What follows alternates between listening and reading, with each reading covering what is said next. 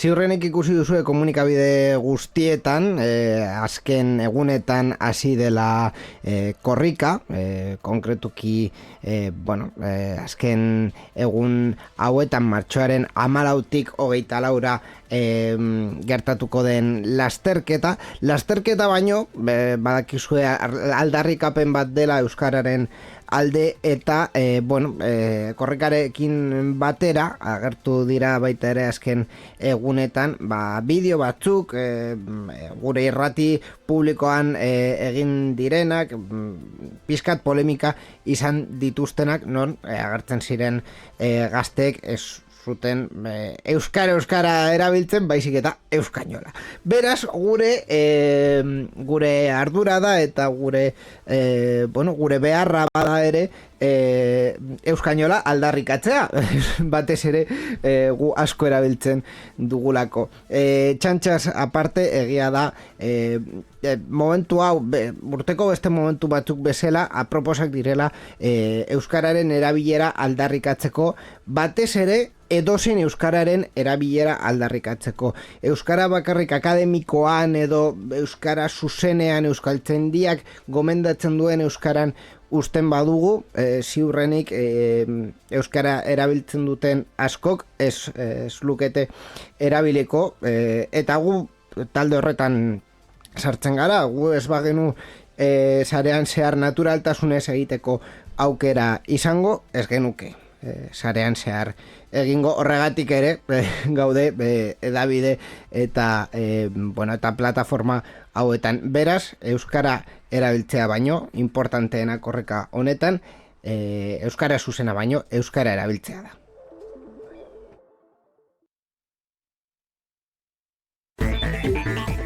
Irratsaio hau Creative Commons aitortu ez komertziala partekatu berdin 4.0 nazioarteko lizentziarekin banatzen da. Horrek esan nahi du gure edukiak nahi beste partekatu ditzazkezula. Informazio gehiago nahi baduzu josareanzehar.eus webgunera.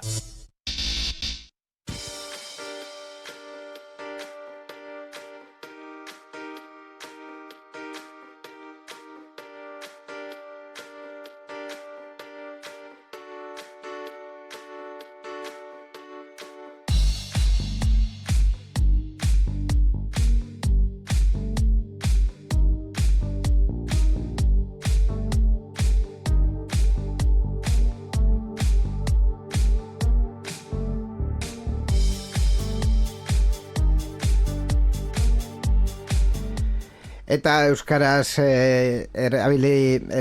euskara erabiltzen jarraituko dugu kasu honetan berri teknologikoi buruz hitz egiteko dela azken finean sarean zearen gaia, baino horretan sartu baino lehen bi gauza egin behar ditugu. Lehena da Borja Arbosa agurtzea. Arratsaldeon Borja, kostatu egin zait. Arratsaldeon Inigo. Esan dakoa, en fin, euskara zuzena hemen, ez, baina euskara egiten dugu. Bigarrena, euskararekin eta, gure herrialdearekin ere lotuta dagoena, izango da, Euskalpod buruz hitz egitea, Euskal orokorrean podcast jardunaldian bueltan daudelako, kasu honetan apirilaren 13an ospatuko direnak, hau izango da, esango dut, Konekta la Perrera espazioan, duela gutxi, pixka urte bat baino gutxiago horrela hasia, ojo, Bilboko udalak egin duen espazioa hor, Sabino Arana 50an, La Perrera ditzen da Borja zarentzak bazenituen perrera bat zelako, literalmente. Daukabe arrazoia, la bolsa burtsa bat zen. Bai, eraikin horretan, beste gauza batzuen artean, hori, perrera bat, egon da urte batzuetan. Momentuz ez daukago gehiago komentatzeko, egia da programa eta babesleak ja prestatuta daudela, iturri batzuk diote prestatuta daudela, ni ez naizelako ekitaldi horren koordinatzerea para nada, orduan ezin dizuet ezer esan, ja nire iturriak ja esako dute, baina bueno, bai, programa eta babesleak prestatzen ari ditugu eta hurrengo egunetan argitaratuko dugu guzti hori. Eta batez ere deialdia apirilaren 13an espazio horretara Konekta la Perrera gerturatzea Euskalpod gurekin partekatzeko. Euskarazko podcastak egongo dira, konkretuki eske ja horrela esan behar dut gure nola esaten da? Ai, que me he atajau. Gure gu ostean, Tracking Bilbaoko saria jaso zutenak, ziren Maketo Irratia, kokatzen gara, ezta? Zuta biok, irabazi dugu Tracking Bilbaoko podcasting txapelketa bat. Saria euskarazko programa egiteragatik. Programa egiteragatik, gurpiloerak hilda dagoena. Ez zen programa hau. Baino gehiago, eta gure ondorengoak, urrengoak, esan dezakegu, Maketo Irratia izan ziren, zuzenozkoa egingo dutena Euskalpoden. Nahi baduzu, Borja, gerturatu zaitezke apirianen 13an Euskalpodera. Pentsatzen esaten zenuela gerturatu naizela mikrora. Gerturatu zara Euskalpodera para darles el relevo. Vale.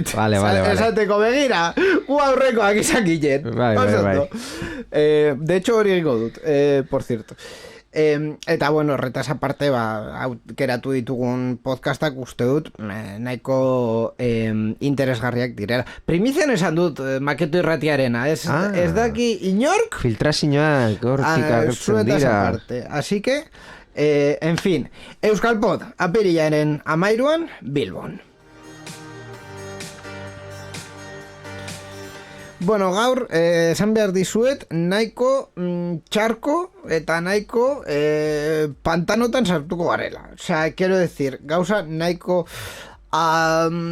komplikatuak dauzkagu komentatzeko, lehenengo bi berrietan izenburuan jartzen duen lehenengo bi hitzak dira Auzitegi Nazionala. Eta hirugarrena justiziarekin dauka zerikusia. Hau da, daukagu pixka menua egiteko hasteko daukagu hiru berri justiziarekin zerikusia daukatea, justiziarekin topatu gara. Urrengo hiru berriak estatuarekin daukate zerikusia eta azkenengo eta gero ja berri askarrak eta beste baina bueno, baina beitu ze auzitegira jungara berriak ekartzeko zen eta mundu teknologikoan eket dago ezer. Es que gainera, o sea, quiero decir, Euskal kontuetan eta Euskadin konkretuki Auzitegi Nazionalak, por lo que sea, ez dauka fama oberera, o sea que en fin, ez dugu gogoratuko egunkaria kasua, baino bai, sartuko gara beste kasu pizkat latz batean, kontatzeko Auzitegi Nazionalak ahazteko eskubidea ukatu diola Nagore Laffageren hiltzaileari.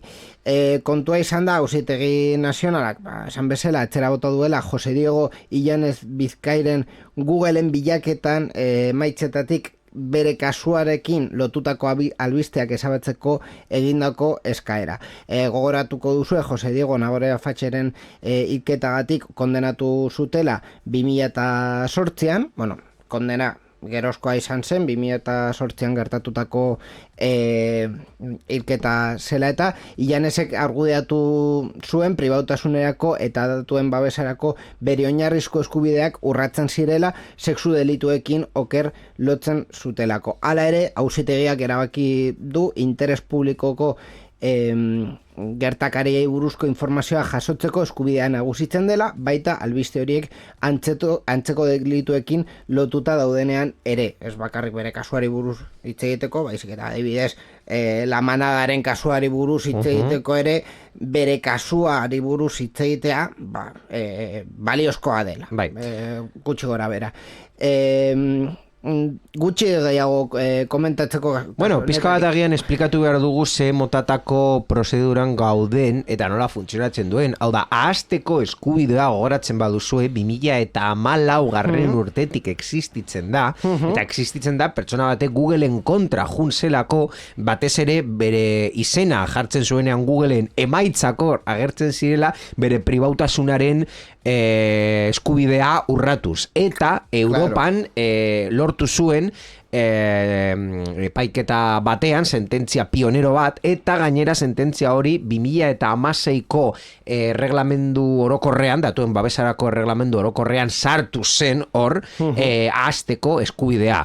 Orduan, nola funtzionatzen du gaur egun ahazteko eskubidea? Zuta biok arazo bat badugu eta gure informazio pribautasun edozein emaitza aurkitzen badugu Googleen edo beste bilatzaietan, hor ikusten dugu hori gure pribautasunaren eskubidearen kontra juten dela. Lehenengo pausua da Google, edo nahi duzun, baina jartzen duen Googleekin, Googleeri eskatu, hau da, gainera uste du Googleera juten bazara, Googleen emaitzak jadanik ja esaten dutela, emaitza batzuk kentzen dituztela eskubide hau dela eta zu nahi baduzu zeure kabuz eskubide hori eskatu daukasola formulario bat. Vale. Orduan, hortik hasten da dena. Gero, bigarren pausua, Googleek esaten duela zure kasua ez dutela onartuko, Espainiako datuen babesarako agentzia bere lehen bigarren urratsa da. Orduan, horra juten zara eta zure reklamazioa aurkezten duzu eta beraiek esango dute arrazoiarekin edo ez. Hirugarren pausua, datuen babesarako agentziak ez du zure kasua onartzen, epaitegitara. Salaketa bat jartzen du. Epaitegitara, errekurso bat jartzen duzu zen, eta agentzia hau administrazio publiko bat da, orduan kontentzioso administratibo ditzen dena. Eta kasu honetan auzitegi nazionala da, recurso sobre recurso, zeren lehenengo instantzia batean, bueno, ez dakiz auzitegi nazional lehenengo instantzia egin duen ala ez, baina bueno, berdin da, epaitegietan, auzitegi barkatu audientzia. Auzitegi nazionalak azkenean kasu hau ni ustez ja ez daukala aukera gehiago, rekurso bat edo suposatzen dut ez behin betikoa dela ja ez dugulako irakurri inon bigarren pausu bat egongo denik, bigarren instantzia bat egongo denik. Claro, gainera eskubide honek eskubide hau sortu zenean ez badut gaizki gogoratzen reklamazioa egiten zuen pertsonarrek uste dut akusatuta egon zela, baina azkenean bere kasua ez zela aurrera joan edo lako zerbait. Egia esan da, ez du gogoratzen, baina egia da ere kasu honetan kontatzen diren gertakariak egia direla. Hau da, kondena bat egon zen, Jose Diego 12 urte eta erdiko espetxe zigorra izan zuen, eta bueno, egia da ere komentatu duguna, lehenengo Googleera joan zen eta gero datu babesteko Espainiako agentziara, biek esan zuten albisteiek interes publiko legitimoa zutela, eta gainera auzitegi nazionalak jarri duena da bere kasua eta entzekoetan aipatzea bere kasua, ez dela baliozkoa dela, ez? Osea, testu ingurua emateko balio duela, orduan kasu horiek edo berri horiek ez direla internetetik desindexatu behar. Bai, gogoratu behar dugu eskubideak ez direla inoiz guztiz aplikatzen, beti orekan egon behar direla beste eskubideekin. Eta zein dago beti hor koska egiten pribautasunarekin, noski informazioa emoteko eskubidearekin, badaukazu askatasuna, zuk espresioz nahi duzun behin-behinez esateko, eta hori beti pribautasunarekin egiten du kolpe.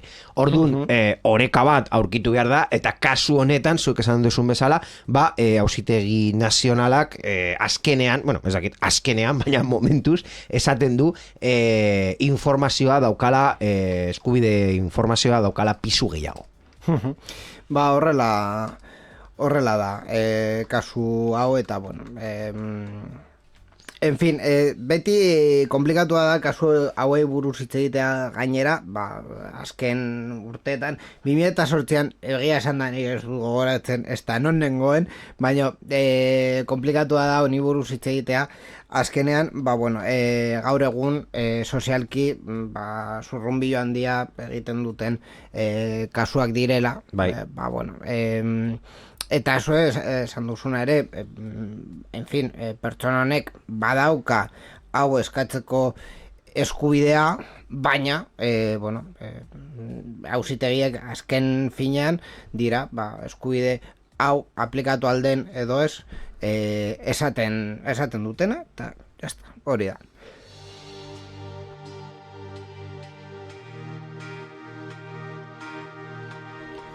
Pertsonen eskubideekin razioa ez daukan berri, pertsonen eskubideekin ez hain kasu latzekin razioa ez daukan beste kasu bat kontatuko dugu, kasu honetan Movistarrekin lotuta dagoena eta futboleko pirateriarekin gure bigarren berrirako ez gara oraindik auzitegi nazionaletik atera, zeren eta Movistar jaso du izun bat bere SIM swapping, SIM klonatuak direla eta hau movida bat da, izuna hasiko gara horretik, bere 800.000 euroko izuna izan da, eta kontua izan da, hemen gertatzen dena, azken finean dela datuen tratamendu ez oso fina izango genuke, ez? Baita ere, Espainiarako datuak babesarako agentzia baita ere dago berri honetan. Hau da, protagonista batzuk birziklatzen ditugu, baita ere. Horrela da. Kasua azkenean SIM swappingari buruz. Zer da SIM swapping? Horretan sartuko gara lehenik eta behin. Kontua da, datu batzuk lapurtzeko erabiltzen den estrategia da, operagailu batera joatea eta esatea SIM horren kopia bat behar dela, SIM hori galdu delako edo lapurtu delako, eta suposatzen da operagailuek txertatu behar dutela pertsona horren identitatea, eta identitatea txertatu eta gero SIM berri bat ematen zaio pertsona horri linea horrekin lotuta, ezta? Orduan, hortik aurrera, ze gertatzen da kasu hauetan? SIM swapping hau egiten duela básicamente lapur batek. Osea, ez linea horren titularra. Horretan, zein da arazoa? Azkenean datuen babesa ez dela mantentzen, hau da, ez dela txertatzen pertsona hori esaten duen pertsona dela, eta horretan ardura dauka operagailuek normalean. Movistar bere egunean esan zuen distribuidoreek zeukatela honen errua. Ez zela bere errua. Baina, kasu honetan auzitegi nazionalak esan du, bere errua dela azken finean. Kasu honetan gogoratzen ari naiz, eta ez daki zergatik, azalduko dut zela lotu dudan, Cifuentesen kasuarekin. Bai. Claro, ze gertatu zen Cifuentesen kasuan, bere dimisioa burutu zuen bideoa, izan zela eroski batetik ateratako bideoa, eta azkenean berak lortu zuen eroski enpresak salatzea eta izuna jasotzea haiek ez zutelako mantendu, gaztenean ez deitzen dena cadena de custodia, bideo horrengatik. Bai. Eroski hori ez zen eroskikoa, frankizia bat zen. Baina, klaro... azkenean bere... Azkenengo arduradunak dira. Azkenengo arduradunak eroski ziren. Kasu honetan, berdin. Eta behitu, Movistar ez da kasu bakarra. Espainiako datuaren babesarako agentziak ez du Movistar bakarrik isun bat jarri. Beste enpresa batzuei baita ere txartelak bikoizteko errastasuna dela eta adibidez Vodafone jaso ditu, Digi baita ere jaso ditu, hau da guztira 5,8 milioi euro inguruko isunak jarri dira kontu hau dela eta. Claro, Movistar esaten du beste kasuen kausa batzuen artean, haiek ez dutela zuzenean hornen ardura hau gertatu delako gertatzen diren gauzak. Claro, bidendetan eta telefono bidez akatza distribuidore hauen hauena izan errepikapen eskubidea izango du, ez da? Bai, gaztelaniaz de repetición, baina errepikapen eskubidea da niri izun bat jartzen badidate zure errua dela eta ni gero zuri eskatzen dizut dirua. Claro, hori ja posetzen dut beste prozesu bat. Bai, aparte. Baina printzipioz beren arteko arduratasuna hori ja beste prozesu batean eman beharko da. Claro, baina datuen babesarako agentziak jarri dion izuna Movistar eta berak errekurritu duena, beraren ganda. Eta berak ordaindu behar du, eta ja ardura beste bati eskatu. Baina hori ja beste kasu batean. Hori baita polita, o sea, quiero decir, SIM swapping hauekin, gero lortzen da adibidez WhatsAppeko akontuetan sartzea, eta WhatsAppeko kontuetan sartuta, gero lortzen da familia edo lagunei phishing teknika horiekin dirua hartzea ere, o sea, esto es una bola puta madre, orduan, en fin,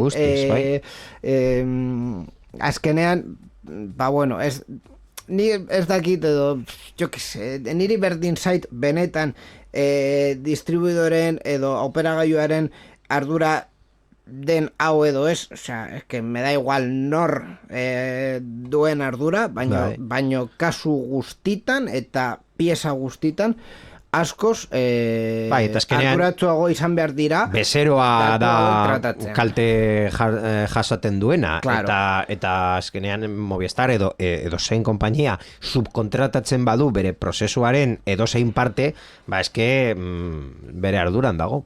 Hori da.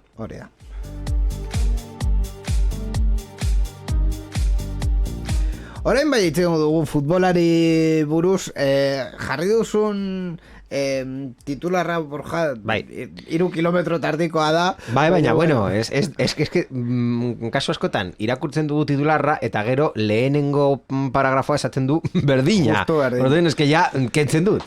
Bueno, gainera ez da clickbait. Ez da clickbait. Egia da, justo izenburuan behar duzun guztia jartzen duela.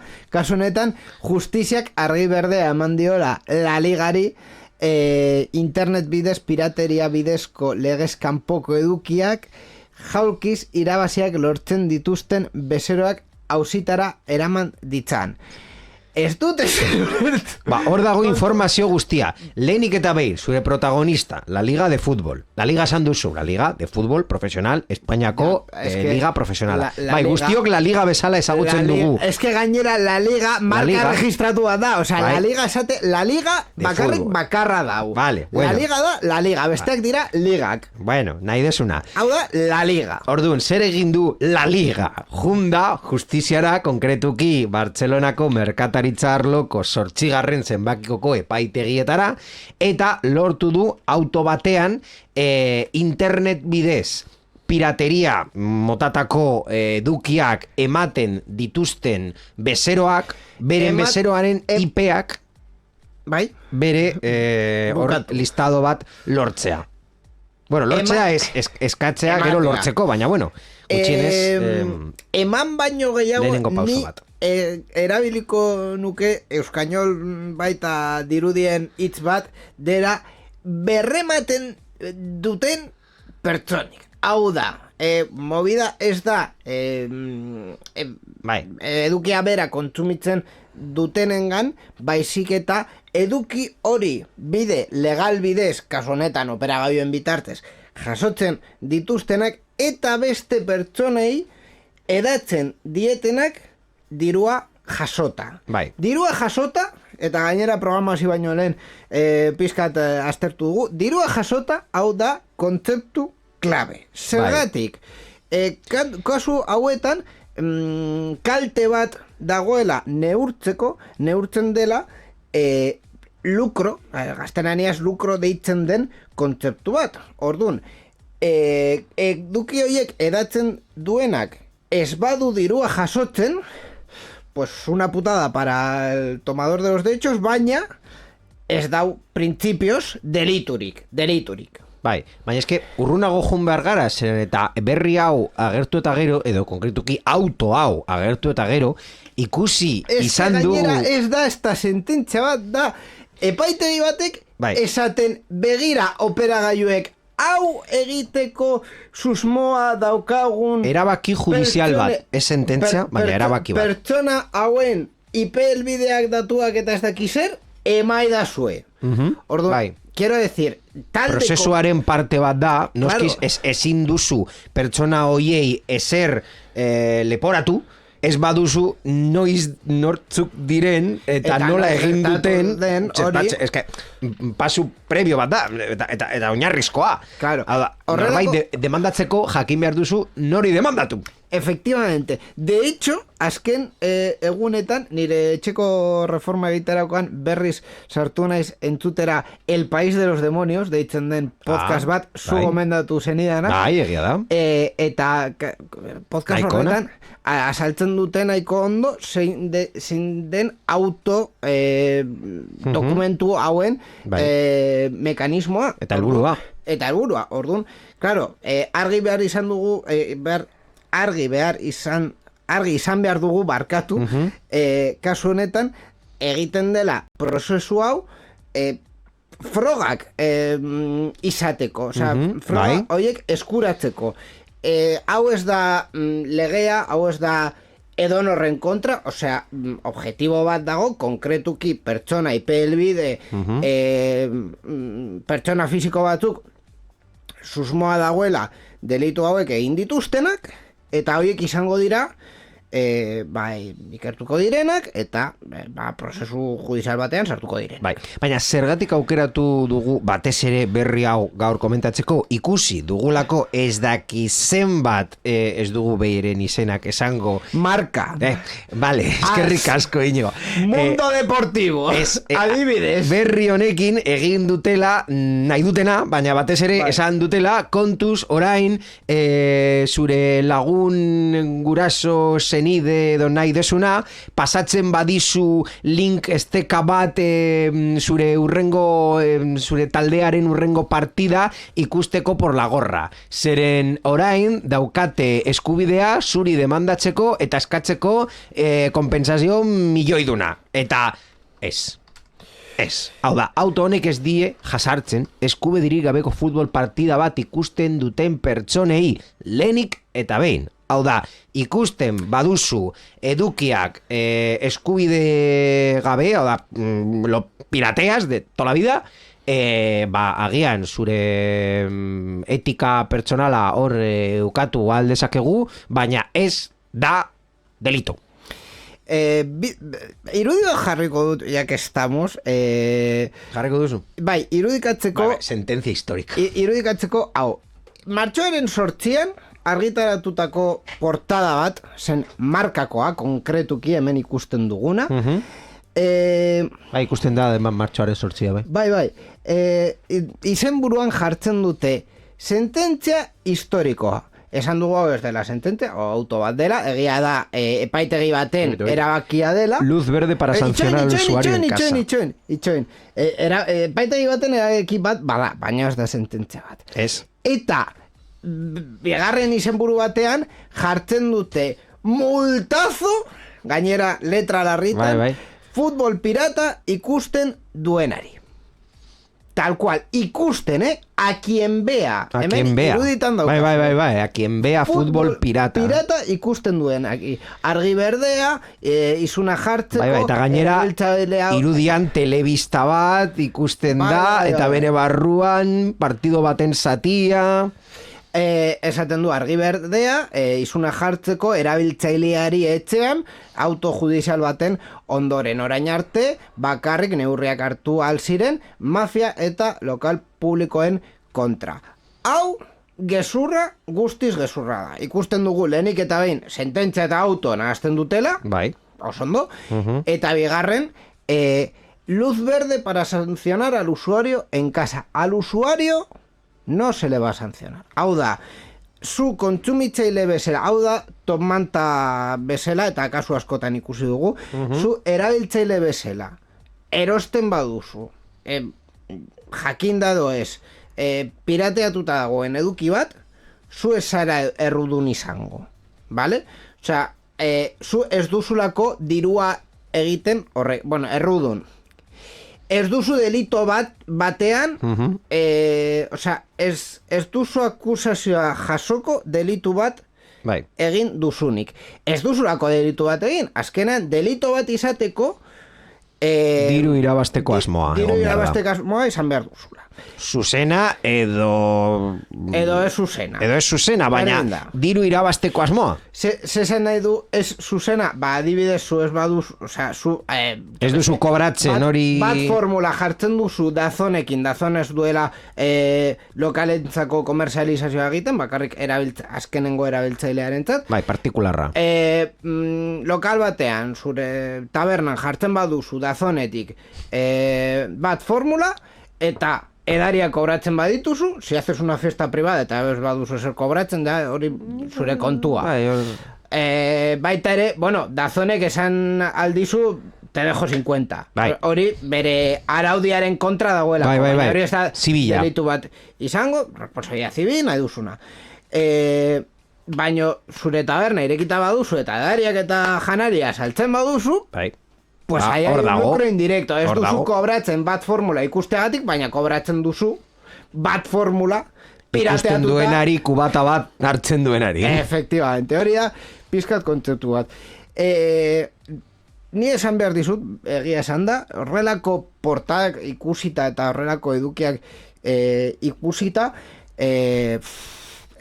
gogoratzen dudala batez ere Iñaki Gabilondok esandako, bai, osea, así te lo digo, Iñaki Gabilondok esandako esaldi bat, duela gutxi, martxoaren 11an konkretuki, hainbat elkarrizketa egin diote kontatzeko pizkat, martxoaren 11an ze gertatu zen, berak zegoelako kadena zerren kontatzen, momentu horretan, goiz horretan, gertatzen ari zen.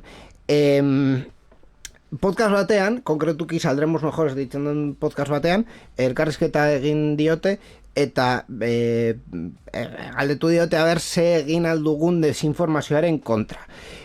Eta berak esaten du desinformazioaren kontra, bilatu behar dela informazio zuzenaren oasiak, batzutan ez direla komunikabide handiak, kasu honetan ez da marka, batzutan ere komunikabide txikiak direla. Eta horretaz gogoratzen naiz pizkat honi buruz reflexioa egiteko. Osea, marka argi dago nahasketa bat egin duela egia ez den zerbait esateko, eta gu edo ni hemen saiatzen naiz ahal dudan heinean eta nire rekurtsoak hor daudenean desinformazio horren kontra egitea kasu hauetan eta beste kasu batzuetan. Akatsak egiten ditugu asko, beti, ziur.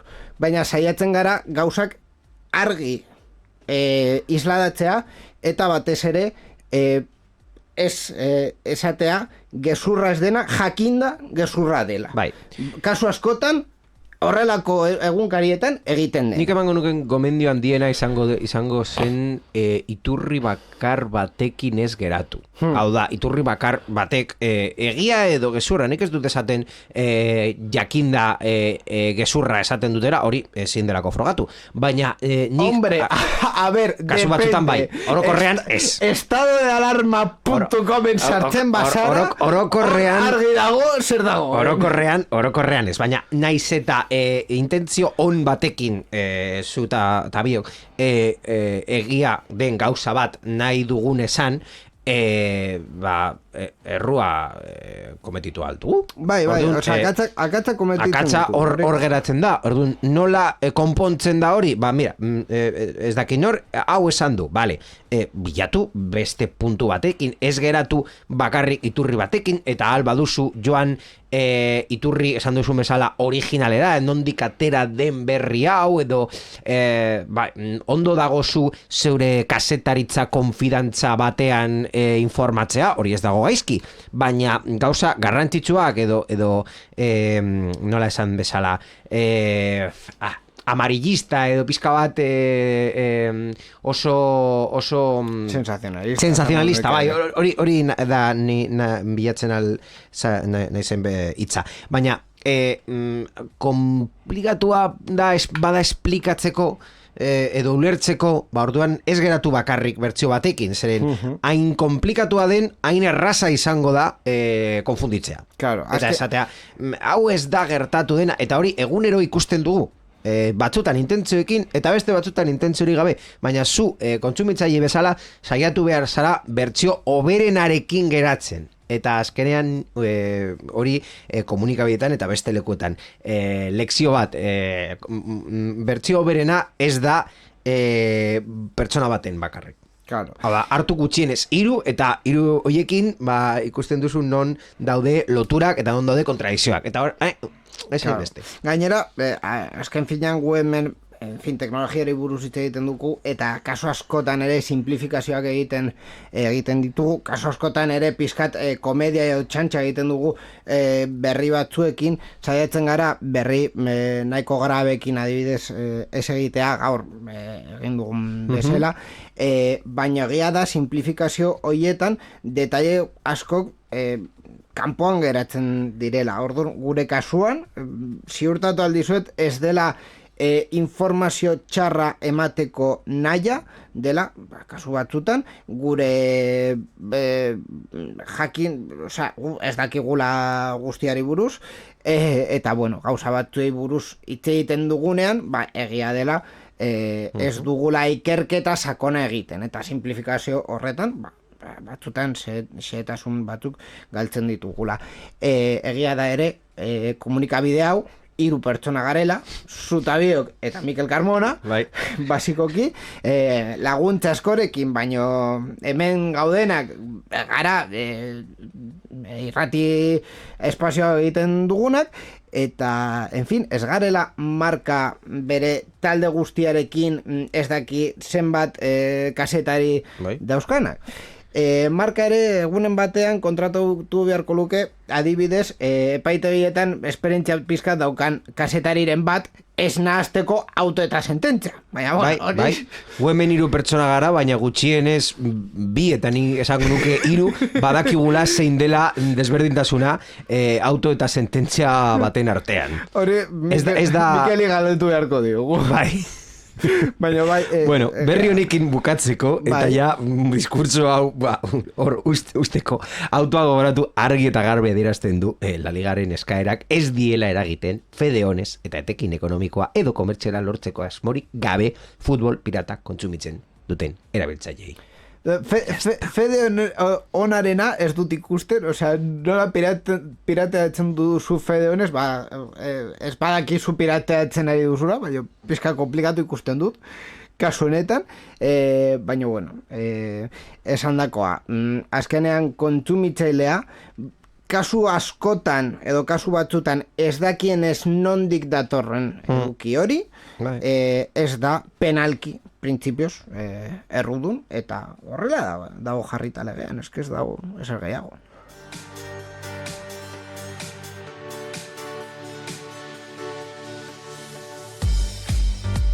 Eta gure hurrengo atala, deitu diogu gainera gaztelaniaz, lurralde komuneko aplikazioen totum revolutum.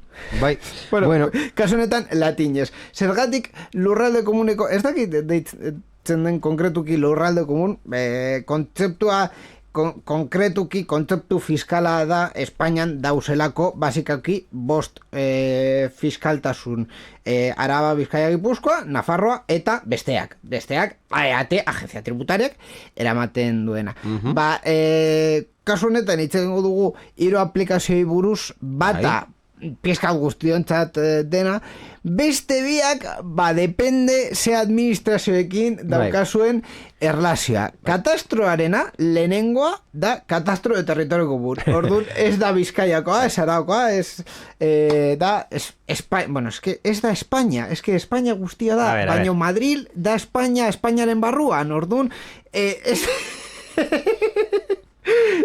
Nola sortu txiste hori ez dakit. Hasierarekin hasiko gara. Aste honetan jakin dugu 3 aplikazioi buruz, bata estreinatuko dena, bestea ja existitzen da eta pizka bat berriak ekartzen ditu, eta 3. ez dago oraindik pres, baina anuntziatzen ari dira.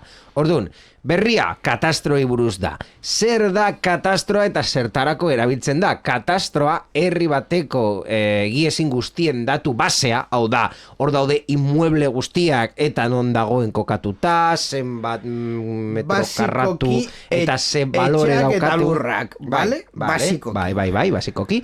Eta hori Ogasun Ministerioaren mendeko administrazio erregistro bat da, eta horren bidez bere kokapena, mugaketa eta baiteke bere zerga kalkulatzeko balio duen etxebizitzaren balio minimo bat jakin dezakegu, eta horrela IBI edo plusbalia edo bestelako zergak kalkulatzen dira, vale. Orduan, naiz eta espalditik zen posible zure datua webgunearen bidez atzitzea, orain gainera mugikorretik ere eskuratu ahal izango dugu, baina aldez aurretik deskargatu egin beharko dugu Android edo iPhone, eta baita ere barkatu erabili ziurtagiri digital edota katastro erreferentzia. Kasu honetan ziurtagiri digitala ziurtagiri digitala aparte erabili alduzue klabe edo klabe pin edo klaberekin erlazioa daukaten movida guzti hoiek, bak eta baku ez da balio kasu honetan territorio komun delako. Territorio komun, baina bueno, norbait etxe bizitza bat badauka Castron, edo Laredon, edo Burgosen, edo La Riojan, edo Valentzian, Alicanten, daki, Salou, bai, balio du baita ere, erabili dezake reminta hauek. Hori egia da. Gainera, batu duzu Castro, Laredo, Errioxa, eta Salou, eske dira... Benidorm, baita, baino... Konil... Benidorren jaten dira ez bultatzeko, kasi. En fin, bigarrena... ja existitzen zena, eta berrikuntzak kartzen diotena. Mi karpeta ciudadana, gazteleraz, nire herritar karpeta, orain erabiltzea errezagoa da. Ziurtagiri elektronikoa eskatzeko prozesu osora arindu delako administrazio publikoak Espainian duten informazio guztia eskuratzeko mugikorrean beharrezkoa den dokumentu hau. Orain, karpeta hau bertsio berri batekin eguneratu da, eta 5 berrikuntza garrantzitsu ekartzen ditu. Hauek dira, kontsultatu alduzu Europako osasun txartela, baita ere kontsultatu aldezakezu pasaportea, kontsultatu kasu honetan pasaportearen zenbakia. Pasaportearen zenbakia, bai. Baita ere ahalordetzen erregistro elektroniko daukasun representazio guztiak. Baita ere la Administración General del Estado, hau da, beste ahalordetzen erregistro batzuk daude, hoiek ez. Baina estatukoa erabili baduzu, adibidez Justizian. Justizia era estatuko erreminta erabiltzen du. Baina Justizia ahalordetzen mobidak ez dakit hortik doazen edo, ez? Ikusiko... Porque hori zatituta dago, baita apodera... Bai, baina uste dute erreminta dela apodera erabiltzen duzu. Bai, nire guztien ez erabili dudana... Hori ez nekien. Osea, nire Egiten ari nahi Jakintza- zuzenki ikusteko, agian ez zuzenean. daukat aplikazio eguneratuta eta ezin izango dute. Nire jakintza guztia zentratzen da Bizkaian, eta zuretan Bizkaian esan aldizuet. Esaten didate eguneratzea, orduan imaginatzen dute ez dudala eguneratu. Bueno, Zer gehiago berdin da. daukagu? Zer gehiago daukagu, 4.000 udal baino gehiagoren espedienteak baita ere sartu dituzte. Ziurrenik Bizkaiakoak ez? Bai, guztira estatuan daude 8.000 baino gehiago, baina bueno, pixkat erdia, ez dago gaizki. Eta baita ere administrazioaren dokumento elektronikoak egiaztapen kode segurua erkatzea, CSV, gazteleraz, Código Seguro de Verificación ezagutzen duguna. Bakarrik bere kode seguruaren bitartez egin bade. Vale, baina bueno, hortik doazte. Es que, a ver, ez daukagu denbora gehiagirik, baina eske ni benetan parte batean haserren hau, baina beste partean ez, ulertzen dudalako gauzak, baina eske parte batean, adibidez, faktura elektronikoan, hau da, administrazio publiko bati bedale behar diozunean, zerbitzu edo produktu bat saltu diozulako faktura bat, gertatzen zaie pertsona askori saiatzen direla fazetik bidaltzea face dela gobernuaren, Espainiako gobernuaren sistema, eta esaten dion errorea, kasu honetan Bizkaian, da no existe el órgano DFB0. DFB0 da Bizkaiko Foru Aldundia. Orduan, zergatik koño horrela esan behar dut, ez dago Bizkaiko Foru Aldundia sartuta fazen. Batez ere gauza bati buru, gauza bat dela face, 5 urte geroago agertu zela Aldundiko faktura elektronikoaren sistema ostean. Quiero decir, face, lehenengo izan zen Aldundikoarena, eta gero 5 urte gehiago horrelako zerbait, face. Orduan, badakit, baina noin kontxo integrazioa egingo duzuen? Honekin berdin, noiz kontxo egingo duzuen integrazioa? Beste partetik estatuaren de Administración General del Estado, todas las movidas informáticas dira un puto Cristo, eta askok oso gaizki egin daude. Orduan, beste partetik ulertzen dut. Baina herritarren ardura ez da, es que de verdad es... Bueno, integrazioa itxaroten dugun bitartean, hirugarren kasua nana da, nan elektronikoa, 2023ko azaroan, sartu zen indarrean 4.0, eta... Zentratu pizkatiroa ez dela nan elektronikoa, baizik eta mugikorrean nana eramateko sistema. Bai, vale. Ez que nan elektronikoa ja ez dakitzen bat bertxo izan diren. 2.0 nan elektronikoa izan zen. 3.0 nan elektronikoa... Gogoratu, mi DGT, nire DGT aplikazioan gida baimena esan bezala, erabili aldela zure gidatzeko karneta mugikorran izanez, eta ez duzu ja beharrezkoa eraman txartel fizikoa. Hori berbera egin nahi dute nana mugikorrean eramaten izateko, eta jakin dugu aste honetan QR kode ziurtatu baten bidez erakutsi ahal izango dela. Ez daukagu informazio gehiago. Gidatzeko karneta bezala. Bai, horrela izango da. Ez dakigu bere aplikazio espezifiko batekin, edo nire herritarren karpeta ciudadanarekin. Ez dakigu nola izango den. Bakari QR kode batekin egingo dutela esan dute, baina ez dute datak argitaratu, ez da modelo ofizial konkreturik ere. En fin, hau guztia kontatuta, uste dut momentu aproposa dela komentatzeko berri askar batzuk. Berri askarrak, sarean zehar. Eta berri askarretan azken momentuan sartu dugun berria izan da Threads beredukia Fedibertsoan integratzeko aukera emango duela. Bai, Threads metaren sare sozial berria Fedibertsoan integratzen da Mastodon eta Pixelfed bezalako plataformak barne hartze dituen sare deszentralizatuan. Integrazio horrek esan nahi du Threadsen erabiltzaileek Fedibertsoaren beste zerbitzari batzuetako pertsonekin elkarreragin ahal izango dutela. Eta alderantziz, ActivityPub protokoloa erabiliz, hau posible izango da. En fin, integrazioa egiteko momentua esan, baina musika sartzeko ez daukadalako prest pasaden programan hainbat musika bilatu behar nituenez, hori kendu nuen, baina orain bai, txistea egin dudanez, kolpea. Azkarragoa izango den berria Google-io maiatzaren 14an izango da, eta beti bezala berrikuntzak izango ditu. Bai, Googleek iragarri du bere garatzaileen urteko ekitaldia Google-io izenekoa, maiatzaren 14an egingo duela, eta bertan Gemini aroari, odeiari, webgarapenari eta plataforma anitzari buruzko berritasunak ezagutaraziko ditu oraindik ez dakigunak. Kontatuko dugu, maiatzaren 14 pasata. Efectivamente, ez dakigu ze aurkeztuko duten, baina bueno, Zerbait. data hor daukazu, Eta datei buruz hitz egiten, Big Conferencek 3. edizioaren datak iragarri ditu. Bai, Bilbao International Games Conference, Big Conference delakoen antolatzaileek 3. edizioaren datak iragarri dituzte ekitaldia, Bizkaiko hiriburuko Euskalduna jaurekian izango da 2024ko abenduaren 6an eta 7an. Aurten ere, Big Conferencek bideojokoaren industria nazionala dinamizatzea izango du helburu hitzaldi programarekin, erakustaldi independientearen arloarekin, eta estudio txikiei zen argitaletxe handiei laguntzeko diseinatutako bilera plataformarekin. Egongo dira estudio txikiak eta big estudioak. Bai.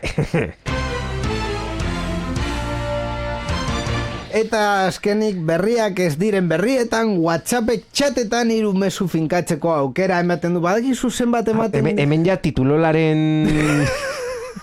Titulol abukatzeko WhatsApp. Titulola jartzen dugu. Jarri. Venga, segatik ez titulol pirata bat egin dezakegu. Eta titulol piratan WhatsAppen txatetan 3 mezu finkatzeko aukera ematen du. Hori da, WhatsAppek aldaketa bat egin du mesularitza zerbitzuan erabiltzaileek 3 mezu finkatu ahal izateko elkarrizketetan bakarra izan beharrean orain arte bezala. Mezuak finkatzea elkarrizketen barruan argitalpenak nabarmentzeko edo goratzeko modu bat da, dela kontaktu bakar batekin edo talde batekin, goiko aldean finkatuta daude eta berri bat egin dute hau kontatzeko. Gainera, badakizu zenbat mezu finkatu aldira goiko aldean Telegramen. Bat bakarrik? Zenbat? Nahi dituzun guztiak. Ah, bueno. Quiero decir, es que ez dauka hasta zentzurik. Titulol hasi dugu, baina benetan berri askarretan gaude, orduan titulol ja sintonia bukatu da, eta orain berri askarrek bukatzeko kolpea sartu behar dut.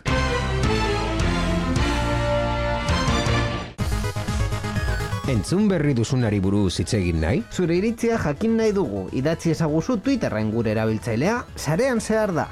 Gure Twitcheko emanaldietan ere parte hartu eta zure iritzia eman dezakezu programa egiten dugun bitartean. twitch.tv/sarean zehar. Gainera, zure ekitaldiaren edo ideiaren berri eman nahi baduzu, posta elektronikora idatz diezagukezu info@sareanzehar.eus.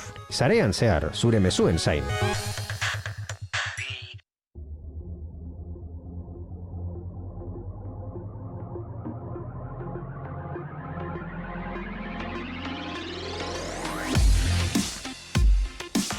Borja, nola esaten zuen abesti horrek untxarena zela aldapan gora eta gero aldapan bera, ez? Hori izan da gaurko programa, lehenko joan gara aldapan gora, berri serioekin, erreibindikazioarekin, eta no seke, eta bapatean, aldapan bera.